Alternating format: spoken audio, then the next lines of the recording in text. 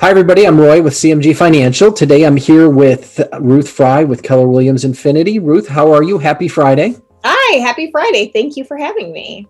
Now, I know Fridays for me and Fridays for you are a little different. Fridays for me mean I might field some calls on the weekend. Fridays for you means your work week starts. Yes, that's exactly right. It starts today. So, big question, Ruth. I ask everybody, why'd you get into real estate?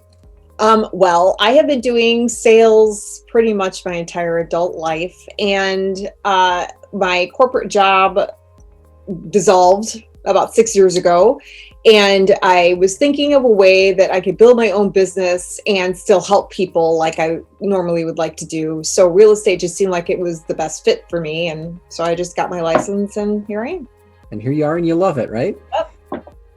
So clients come to me, or sometimes they may ask you, why do I need to get a pre-approval? Why does my agent say I need a pre-approval to look at homes? Can you go into kind of your thoughts on that?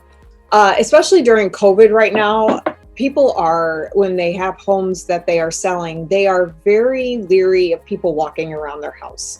A pre-approval means that you are serious. You have your finances in order. You have a mortgage broker that you are working with. You are ready to do a transaction. Not having a pre-approval is the exact opposite. It's looky-loos, neighbors who want to come in and peruse around, or some of the worst offenders I've seen are people that just want design ideas and they just want to look through houses. Nice. I guess whatever works for them. Yeah. And on our end, I think the biggest thing is without a pre-approval, I mean, they don't know how much they can get approved for. You show them a $300,000 house. I tell them only 250. All of a sudden they're not very happy that they can't, because you see 300, you can't unsee it.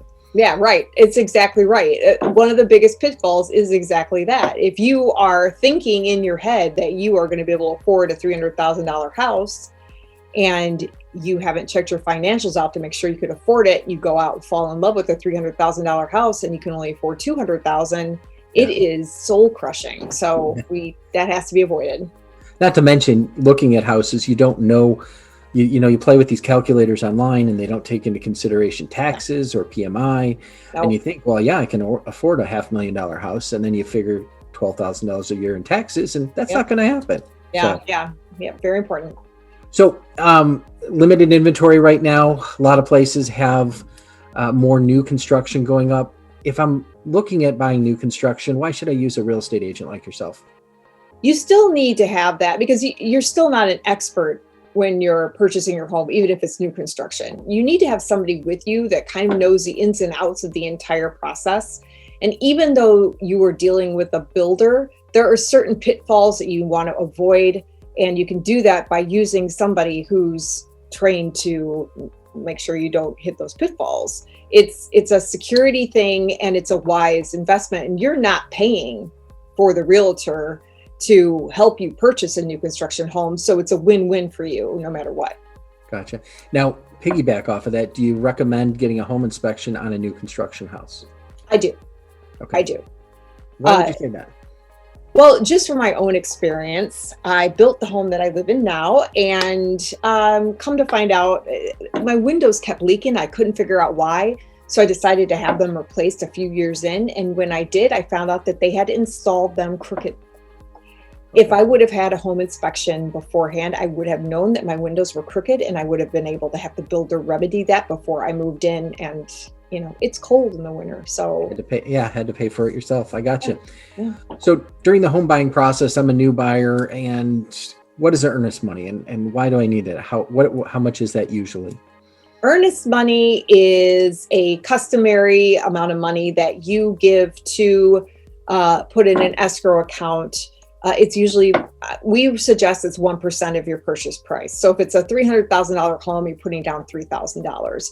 It's just a way to show that you are very serious about purchasing the home. It's kind of like trying on a pair of shoes. Once you put on the pair of shoes and you walk around for a bit, the shoe salesman knows that you definitely probably going to want those shoes. It's the same type of thing. Okay. It just proves to your seller that you're serious. Yes, I got you. Absolutely. So I'm brand new. I just finished college. I got my diploma or whatever you call it, a degree, sorry. And I want to go buy a new house. And I want to find a real estate agent to help me with that. What is a real estate agent going to cost me? How much do I have to pay you? Nothing. For a purchase, you're paying nothing. The Okay. only time that would be different is if you found a for sale by owner type of property in which they indicate that they are not going to pay for the other realtor, the purchasing side's realtor's fees. In Okay. that case, you might find a realtor who asks you to put up some of that money. Okay. And that's where you kind of went back to that on the new construction as well. It's the same situation. Same situation. Okay. So I'm not a new buyer. I have a house. I've learned during COVID that it's too small, and I want to buy a new house, but in order to buy it, I need to sell my house. Can I do both of those at the same time? You can. Those are back-to-back closings. Okay. And when you have a great mortgage professional, such as yourself, that helps, then it's not hard to do. Usually you close one in the morning and you close another one in the afternoon. Some things you have to know, especially right now with the pandemic, is that if you have a home contingency sale, if you have a home to sell and that home has not been sold yet, when you try to buy a home, those sellers of the home that you're trying to buy may not look very, kindly on your offer. They may not want to take your offer, just because they have to make sure that your buyers, it's like dominoes. Okay. So, Yes. that's the only thing you really have to worry about right now. A little bit more risk there then. There's a little more risk. Okay. Are there ways around that to, I guess if you're going to make an offer on a new house, like could I sell my house, rent it back, and then look at finding a new house? Yeah, you could, if that works for you. What I'm usually recommending to people is that they're making their offers extremely solid. I am doing something that I call bulletproofing. Okay. We are asking as close to offer price as you can within value. I always make sure that the asking price is accurate for what they should be asking. And then that the move dates are a little more flexible and that you're not asking for a bunch of contingencies and credits. Okay. Gotcha. Yeah, that makes sense. Make your offer stronger since you're going to be competing with people that have no house to sell. So, right. So how many homes should I see? Unlike the reality TV we see where you see 3 homes and you got to pick one. Right. How many homes is typical, or what do you feel? Typically, I show people 10 or less. And most of the time it's 3 to 4, to be honest. We narrow down. I make sure that everything is narrowed down so much that you know exactly where you want to go and the type of house that you want to be in before we even go to see it. And oftentimes I advise that my clients drive by the house, check the neighborhood out before we go. Because you can learn a lot just in a simple drive-by. Right. Yeah, you don't want, you look at that beautiful house online and then you drive by it, you see your next door neighbor's got 3 cars up on blocks out the front yard. Probably not somewhere you're going to want to live. Or nobody has a fence and you have a dog and you need a fence, or the clubhouse looks like it's in disarray, or the entryway looks bad, or it's really noisy. Those are all things you can avoid just by doing a quick drive-by before you decide you want to see it. Cool. So we go out, find a house, we write a contract, make an offer, it's accepted. Now, how long from that time to closing is typical? Usually about 30 to 45 days. Okay. So you've got your first 10 days where you're doing your home inspection and you're getting with your mortgage broker to make sure that you've got all your documents in, as long as there's no issues, and you continue on. So it depends, but it's like 30 to 45 days. Okay. So I want to start my home search. Where's the best place for me to start searching for a home that's going to have the most accurate, up-to-date information? Because I understand some sites may not be as up-to-date and accurate as others. Yes, they are not. realestateruthie.com is my website, and that's RUTHIE. So it's realestateruthie.com. And that pulls all the information from hundreds of different websites that have homes up for sale. It's updated like every few minutes. It's very, very current, and it's very easy to follow. And then you can make your own profile, make your own searches there, so that you could just log into it at any time that you need to and like the houses that you want. And it all goes to your agent so they can see what you're targeting and then help you decide which ones you want to see.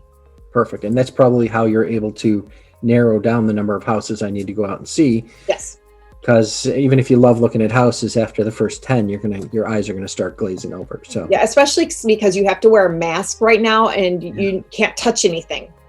So True. you're walking in the houses and you're not allowed to touch anything. And I've got gloves on and a mask on, and people are wearing their glasses and their sunglasses and their hats, and you can't take anything off. You just kind of have to walk through. Yeah, it's a lot easier that way. Are you saying it's a little cold in Illinois right now? Well, no. Today it is. Today's only 18. But Oh, wow. it's not been bad at all. So we've talked about people buying houses. Why should I buy versus renting? What's the benefits to me? Why does it make more sense to buy? Financially speaking, renting, you're giving your money away. You're basically throwing it away. Somebody else is taking advantage of being able to write off taxes and things like that by having you rent their home. If you own your home and you are paying the real estate tax on it, then you have the opportunity to write off your taxes, some of your taxes for your home. And tell me about rents. Are they going up or down? No, they're going up. They're higher. Most of the time, they're higher than, I would say, yeah. Most of the time, they are higher than mortgages. Yeah. Although with COVID right now, rents have decreased slightly. I expect for that to go right back up as soon as, within the next 6 months or so. Rents will probably go back up another 24%. Plus, either way, you're paying a mortgage. It's just you're paying your landlord's mortgage instead of your own. Yeah. And you have no say. Like it's just easier for you to own your home, so that if you want to if you want to paint your kitchen black, then you don't have to get permission from somebody else to paint your kitchen black.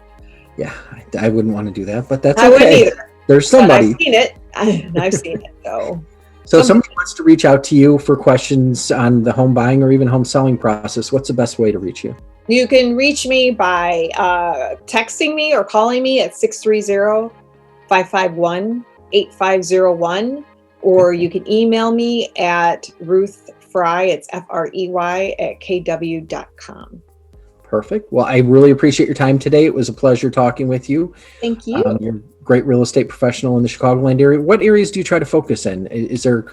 I know we've talked about this before, as long as there are certain areas you're trying to stay away from, but geographic areas, what are your favorite to work in, I guess? I guess I do a lot of the Western Chicago suburbs and the Southwestern suburbs. Everything from like Grundy County up to there are various parts of Cook County, DuPage, Will, Kendall, that whole area. Okay. So have property will travel? Is that what you're saying? Property will travel. Absolutely. Perfect. Thanks again. I appreciate your time today and look forward to talking to you in the future. Thanks so much.